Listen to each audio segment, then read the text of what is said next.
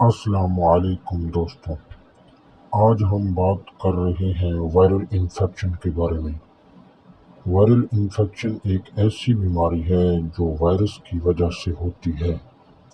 جب وائرس انسان کے جسم میں داخل ہوتا ہے تو بخار، نزلہ، کھانسی، گلے میں درد اور کمزوری جیسی علامات ظاہر ہو سکتی ہیں۔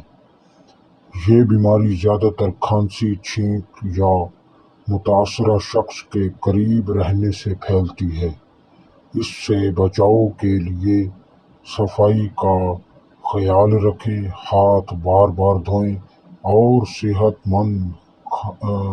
صحت مند غذا استعمال کریں۔ جب بھی ایسا مسئلہ ہو تو اپنے ڈاکٹر سے لازمی رجوع کریں۔ شکریہ۔